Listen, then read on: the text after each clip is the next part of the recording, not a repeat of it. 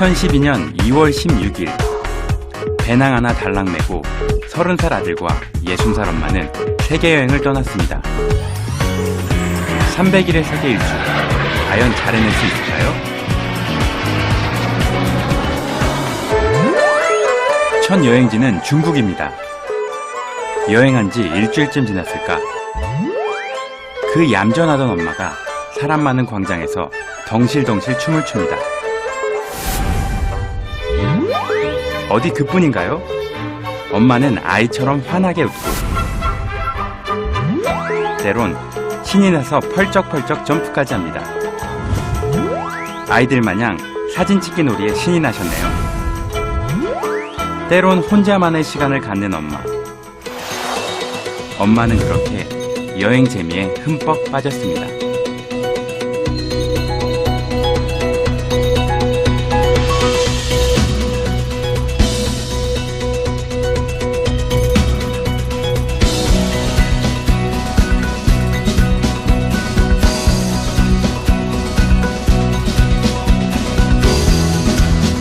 (300일의 세계 일주) 그 못다한 이야기를 지금부터 들려드립니다.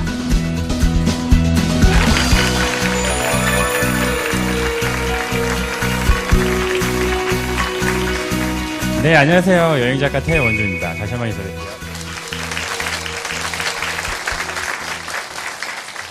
예, 저는 어머니하고 여행을, 그것도 배낭여행을 며칠 한지는 아시죠? 예, 300일. 예, 한숨 쉬지 마세요. 네. 좀 약간 탄식을 하시는 분들이 있는데, 하다 보니까 그렇게 하게 됐습니다. 자, 그때 제가 여행을 처음 출발했을 때, 제 나이가 만 30이었고요. 또 어머니 나이가 만 60. 그러니까 어머니의 환갑이셨어요, 딱. 그 맞춰서 출발을 하게 됐는데, 30살 아들과 또 60 환갑의 엄마와 함께하는 배낭여행. 굉장히 유쾌하고 되게 흥미롭게 느껴지시죠, 그렇죠? 한편으로는 좀 아들이 대책이 없는 것 같기도 하다 이렇게 느끼실 수도 있고요. 근데 이제 여행을 떠나기 전에 저희의 가족의 이야기를 이제 먼저 되돌아가면은 그 얘기가 조금 달라져요.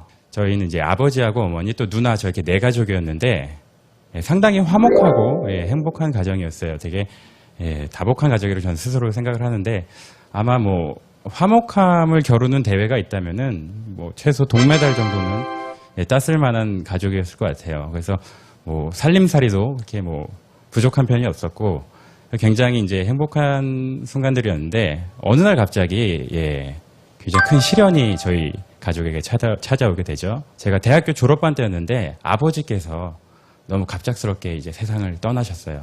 그러니까 저도 그때 막 졸업이다 뭐 이게 취업이다 준비할 때라 그런 일이 닥치고 그러니까 정말 너무 힘이 들었는데 하물며 어머니께서는 굉장히 마음에 큰 상처를 입으셨겠죠. 왜냐하면 또 아버지께서 어머니께 되게 살갑게 되게 다정하게 대해주셨어요. 그러니까 뭐 생일이나 결혼기념일은 물론이고 어머니께서 가게를 하셨는데 그 가게를 옮기시면은 그 날을 기억하셨다가 오픈 날을 기억하셨다가 전보를 치시고 꽃다발을 보내실 정도로 이렇게 따뜻한 분이셨어요. 그렇기 때문에 어머니께서는 너무 슬퍼하셨어요. 그래서 거리에 이렇게 꽃만 봐도 너무 아름답다고 이렇게 멈추시는 분이었는데 그렇게 되고 나니까 어머니께서 세상의 모든 것이 다 흑백으로 보인다 이렇게 말씀을 하시더라고요. 이어서 외할머니까지 이제 돌아가시게 된 거죠. 정말 설상가상도 이런 설상가상이 없는 거죠. 정말 힘든 시간을 보냈어요. 예전에 그런 화목했던 모습은 저희 집에서 이제 찾아보기 힘들어졌고 또 누나나 저 같은 경우 저희 아버지나 할머니 얘기를 어머니 앞에서 꺼내기는 거의 금기시될 정도로 정말 힘든 시기를 겪게 됐죠. 그런 시기를 한 1년쯤 더 지나고 나니까 어머니께서 이제 환갑을 맞이하셨어요. 환갑이 이제는 이제 젊다고들 막 잔치 같은 거 안 하시지만 그래도 좀 누나랑 생각해 보기를 우리가 1년에 이런 아픔들이 있었으니까 어머니께 또 뭔가 좀 뜻깊은 선물을 해보자 해서 이제 여러 가지 이야기가 오갔어요. 누나가 그럼 우리 가족끼리 한번 여행을 가보는 건 어때? 이렇게 했는데 제가 이제 그거를 배낭여행으로 이제 확장을 시켜버린 거예요.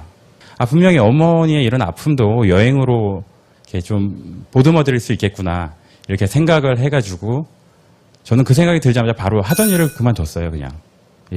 왜냐면 제가 이렇게 뭐 제 앞길 뭐 그거를 생각할 겨를이 없었어요. 일단 가족에 너무 큰 위기가 닥쳐왔고 또 어머니께서 너무 슬퍼하셨기 때문에 일단 어머니 가게로 찾아갔어요. 서빙하고 배달하면서 한번 가보시자고. 근데 당연히 처음에는 예, 어머니께서 당연히 예, 이 자리에서는 하기 힘든 이런 미쳤냐 이게 막 이런 식의 예, 그런 식으로 하시면서 당연히 안 가신다고 하셨죠. 네. 그렇기 때문에 이제 물귀신처럼 제가 거의 두세 달 가까이를 계속 졸랐어요. 가자고.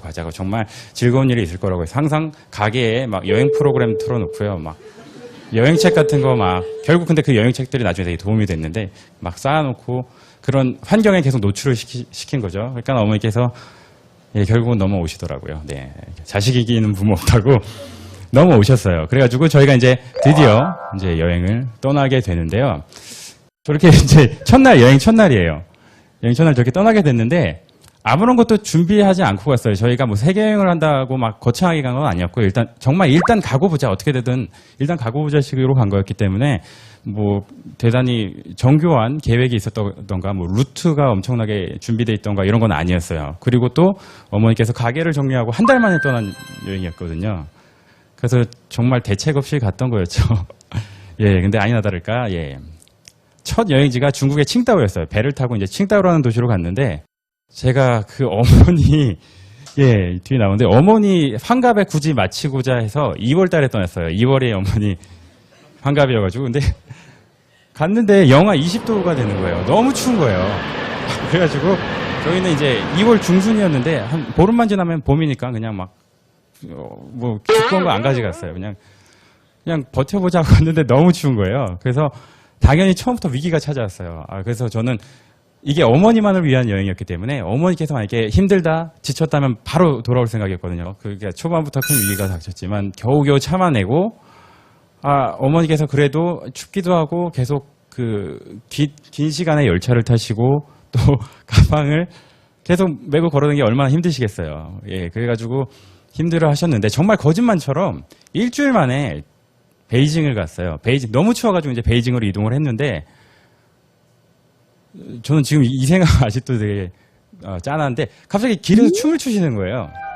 예, 물론 혼자 추신 건 아니고 중국 분들이 예, 그 공원 같은 데서 같이 군무를 막 추시거든요.